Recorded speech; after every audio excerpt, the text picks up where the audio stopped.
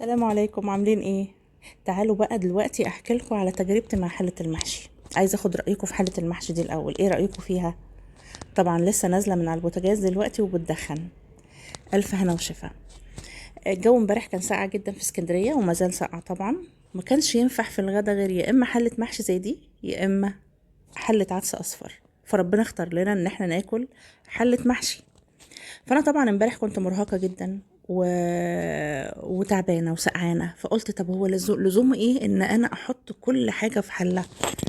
فرحت حله حاطه كل المحشي في حله واحده. البتنجان والفلفل والورق العنب والكرنب، رحت حطاه كله في حله واحده. مع ان دي مش من طبيعتي، انا من طبيعتي ان انا احط الفلفل والبتنجان والكوسه لو موجوده في حله، والورق العنب في حله والكرنب في حله. بس انا امبارح بقى اتهورت ورحت عامله كده.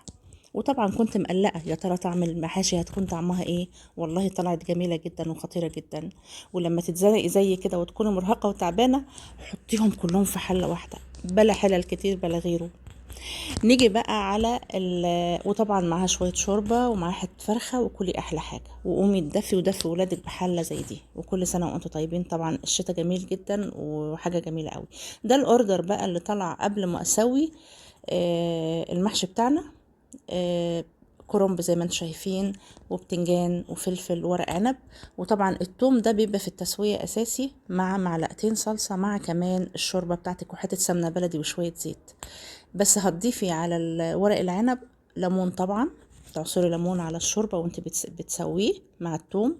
اما الفلفل والبتنجان ما بيحتاجوش توم، لكن بيحتاجوا شوربة وليمون وحتة سمنة وحبة زيت برضو. والف هنا وشفا، وكل سنة وانتم طيبين. يلا قوموا بقى اتدفوا بصينية محشي زي دي، وباي باي.